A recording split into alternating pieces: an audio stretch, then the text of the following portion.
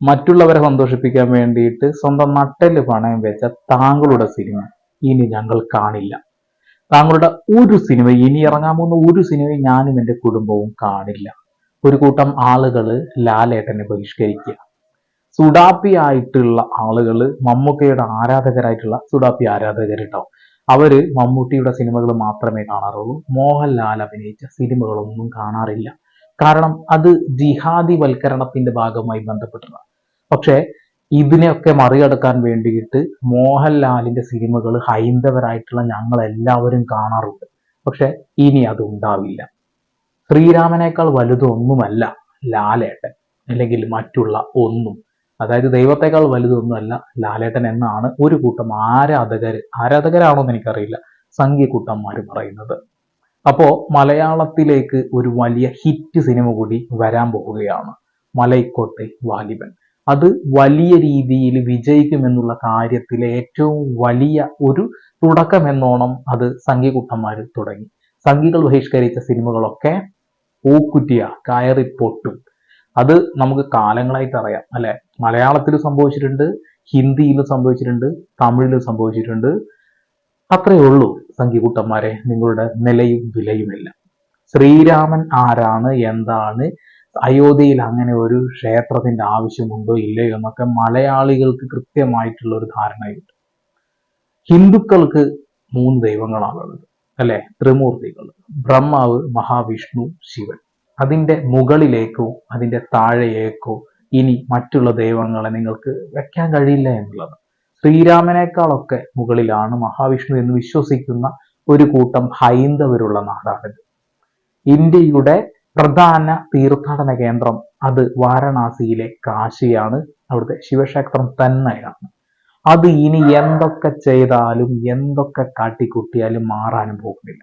അയോധ്യയാണ് ഇന്ത്യയുടെ എല്ലാ ഹൈന്ദവരുടെയും പ്രധാന തീർത്ഥാടന കേന്ദ്രം എന്ന് പറഞ്ഞു വെക്കുന്ന ഇവിടെയുള്ള സംഘികളോട് എനിക്കൊന്നേ പറയാനുള്ളൂ, ഇവിടെ പ്രത്യേകിച്ച് മാറ്റങ്ങളൊന്നും വരാൻ പോകില്ല.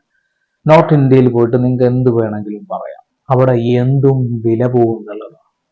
സൈഡിൽ നിങ്ങൾ ഒരു വീഡിയോ കാണുന്നുണ്ടാവും, ഒരു കൊച്ചു പയ്യന്റെ വീഡിയോ ആണ്. ഈ വീഡിയോ നിങ്ങൾ എല്ലാവരും കണ്ടതായതുകൊണ്ട് തന്നെയാണ് ഞാനൊരു ശബ്ദമൊന്നും കാണിക്കാതെ വളരെ പെട്ടെന്ന് തന്നെ അതിനെക്കുറിച്ച് പറഞ്ഞു പോകുന്നത്. ആ കുട്ടിയോട് ഒരു അവതാരകൻ ചോദിക്കുന്നത്, രാമക്ഷേത്രം, അയോധ്യയിലെ രാമക്ഷേത്രം അത് നിങ്ങൾ ഗുണമുള്ളതാണോ, അല്ലെങ്കിൽ നിങ്ങൾ ഇഷ്ടപ്പെടുന്ന ആഗ്രഹിക്കുന്നതാണോ എന്ന് ചോദിക്കുന്ന ആ കുട്ടി പറയുന്നത്, എന്തിനാണ് ഇവിടെ അമ്പലങ്ങളും പള്ളികളും ഉണ്ടാക്കുന്നത്, പകരം സ്കൂളുകളല്ലേ വേണ്ടത്, വിദ്യാലയങ്ങളല്ലേ വേണ്ടത്. ആ ഒരു ചോദ്യത്തിന് എന്താണ് നിങ്ങൾ അങ്ങനെ പറയാൻ കാരണം എന്ന ചോദ്യത്തിന് കുട്ടി പറയുന്നത്, ഇവിടെ ദൈവം നമുക്കൊന്നും തരുന്നില്ല. അതേ സമയത്ത് അവതാരകൻ പറയുന്ന ഒരു കാര്യം, അത് അനുഗ്രഹമെല്ലാം കിട്ടില്ലേ, ജോലിയെല്ലാം കിട്ടില്ലേ. ആ കുട്ടിയുടെ മറുപടിയാണ് വളരെ പ്രധാനപ്പെട്ടത്. അതായത് വിദ്യാഭ്യാസം ഉണ്ടെങ്കിൽ തന്നെയാണ് ജോലി കിട്ടുക. ഒരു ദൈവമുണ്ട് എങ്കിൽ, ആ ഒരു ദൈവത്തെ വിശ്വസിക്കുന്നുവെങ്കിൽ, ആ വിശ്വാസം അതിനെ പ്രാർത്ഥനയിൽ മുഴുക്കുന്നു എങ്കിൽ ആ ദൈവം നമുക്ക് ജോലി തരണം. ജോലി ഉണ്ടെങ്കിൽ മാത്രമാണ് ജീവിക്കാൻ കഴിയുകയുള്ളൂ. ഒരിക്കലും പ്രാർത്ഥന കൊണ്ടും ബ്ലെസ്സിങ് കൊണ്ടും ഒന്നും ചെയ്യാൻ കഴിയില്ല. അതുകൊണ്ട് ആ ബ്ലെസ്സിങ് എനിക്ക് വേണ്ട എന്നാണ് ആ ഒരു കൊച്ചു പയ്യൻ പറഞ്ഞത്. അത്രത്തോളം ബുദ്ധി അവിടെയുള്ള ഒരു യുപിക്കാരനുമില്ല എന്നുള്ളത് തന്നെയാണ് വേദനാജനകമായിട്ടുള്ള ഒരു പ്രധാന കാരണം അല്ലെ. അപ്പൊ ആ ഒരു കുട്ടിക്ക് ജീവിതത്തിൽ IAS ഓഫീസർ ആവണം എന്നാണ് ആഗ്രഹം. ആ കുട്ടി IAS ഓഫീസർ ആവണം എന്ന് തന്നെയാണ് ആ വീഡിയോ കണ്ട എല്ലാവരും ആഗ്രഹിച്ചിട്ടുണ്ടാവുക. അതുപോലത്തെ ഒരു കൂട്ടം ജനതയെ ഉണ്ടാക്കാൻ കഴിഞ്ഞാൽ തന്നെ ഇത്തരത്തിലുള്ള വിഡ്ഢിത്തരങ്ങൾ നമുക്ക് പൂർണ്ണമായിട്ടും ഇല്ലാണ്ടാക്കാൻ കഴിയും.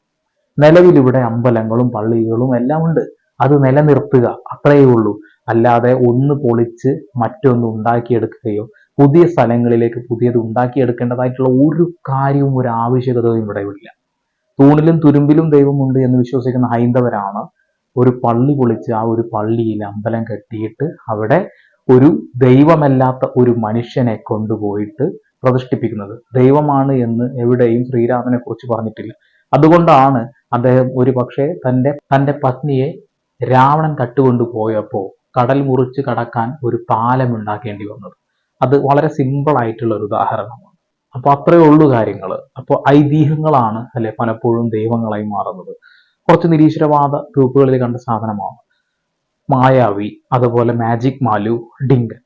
ഇവരുടെ കഥകളെ കുറെ കാലങ്ങൾക്ക് മുമ്പ് വന്നതായിരുന്നെങ്കിൽ അവർക്കും അമ്പലം ഉണ്ടായേനെ എന്ന് വിശ്വസിക്കുന്ന എന്ന് പറയുന്ന രസകരമായിട്ടുള്ള തഗ്ഗുകൾ വന്ന ഒരു സമയമാണ് ഇപ്പോൾ. ഇപ്പൊ മോഹൻലാലിന്റെ സിനിമകൾ ഞങ്ങൾ ബഹിഷ്കരിക്കാൻ പോവുകയാണ് എന്ന് പറഞ്ഞതിന്റെ പ്രധാനപ്പെട്ട കാരണം, ശ്രീരാമക്ഷേത്രത്തിലേക്ക് അയോധ്യയിലേക്ക് ക്ഷണം കിട്ടിയിട്ട് പോലും അമേരിക്കയിൽ ഷൂട്ടിങ്ങിന് വേണ്ടി മോഹൻലാൽ പോയി. അതേസമയം ഇവിടെ വന്നിരുന്നെങ്കിൽ അദ്ദേഹത്തിന് അത് വലിയൊരു മുതൽക്കൂട്ടാകുമായിരുന്നു എന്നാണ് സംഘികൾ പറയുന്നത്. അങ്ങനെ ഒരു അക്ഷതം കിട്ടിയിട്ട് പോലും പോവാതിരുന്നതിനെയാണ് സംഘിക്കുട്ടന്മാർ ഈ രീതിയിൽ വളച്ചൊടിക്കുന്നതും